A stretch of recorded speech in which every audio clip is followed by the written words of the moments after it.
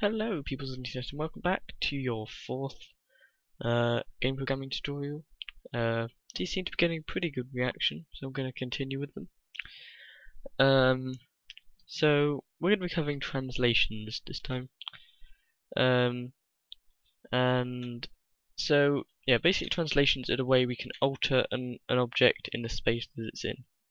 So a simple GL translate F is going to do this. If we tell it to do 25 along the x-axis, none along the y, and none along the z, it's going to translate 25 pixels along the x-axis. But you're going to notice something, as I've said quite a few times in this series when we run this. Off it goes. So that's a bit of an issue. We need to solve that because we've got this constantly running in a game loop, so it's constantly translating. Do not fear, there is a solution. If you want to use that, then by all means do. I wouldn't recommend using that because that's highly inefficient to use that kind of thing when you're making a proper big game or whatever. The way to do it is to put GL push matrix before. Make sure the translation goes in between these. Put the shape or shapes you want to translate. The actual translation in between GL push matrix and GL pop matrix. What this basically does is it pushes the matrix. It doesn't physically push the matrix forward, but it basically kind of sets the matrix to that. So there you see, it's only just slightly been translated over. Perhaps I can make that a little bit clearer. I just do like 500. So the way, if you still wanted to make it move over around the screen and stuff, the way you would do it is you just have a variable. There you go. You can see it's moved over. If you still wanted it to go across the screen like it just did, the way I'd recommend you do it is you declare a variable. In fact, let's do it now. Let's make a variable called int xposition or xpos, and here we're going to cast xpos. Start that off at 0, but here we'll put xpos plus equal to 1.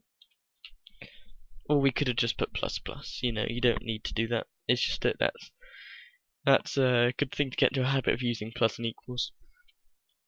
So there you go, we've now got it moving. I'd recommend you use that instead of not using the push and pop matrix, because it means you're going to have it constantly going in your loop and there's no real way of actually stopping it. You can't use kind of like if statements and stuff to stop it.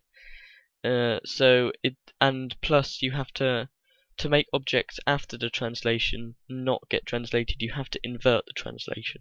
So say if you've got two triangles, the first one was translated 15 on the x and you didn't want the other one to be translated at all, you then have to put GL translate -15 to undo the translation.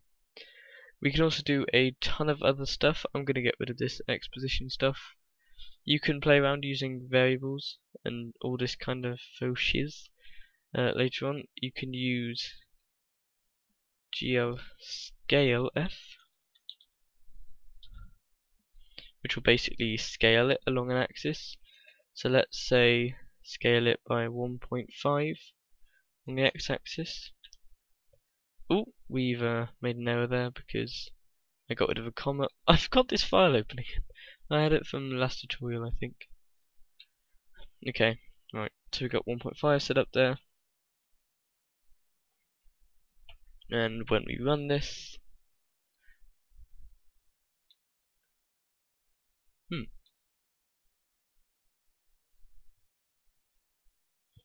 why hasn't that worked? It should have worked. Let's just try putting like, oh, of course, because we scaled it by 0 on some. That's the important thing you've got to remember when you're using the scale. The other parameters aren't 0 like they are in the translate. They have to be 1, because otherwise, there you go. Otherwise, it's going to be scaled down infinitely small, because you're basically dividing it by 0, which a computer can't do, so it just decides to get rid of it altogether. So that's our scaled thing. Quickly, I will just cover the last one. Rotate F. This is a little bit different to the way the other ones work. We have to start off by putting the angle we want to rotate. So I'm going to say 45 degrees, and then we have to tell OpenGL which uh, which axes you want to flip them on. So say I want to flip them on the x-axis, I'll put 1. I don't want to flip them on the y-axis, so I'm going to put 0. And I don't want to flip them on the z-axis, so I'm going to put that. In fact, now I do want to flip it on the z-axis because that's what's going to get me a. I will go more into detail on. We've messed something up again. Yes, we put one too many in here. I'm going to go more into detail on translating on axes when we move into doing 3D. Just quickly run this. Yeah. As you can see, it's rotated really weirdly there. Again, you can use a variable here instead and like increment it every time your computer runs through it so that you get the kind of spinning effect, you know. And we'll just try it with just like a really small angle. As you can see, it's just slightly rotated. So you might be able to see here, I'm not sure how clear the video will be, but there's a very sharp and hard edges coming from here. Those of you gaming will know that to fix this you'd use something called anti-aliasing. But yeah, I just wanted to point that out. I'm not saying that we're going to cover that because I don't know how to do that yet.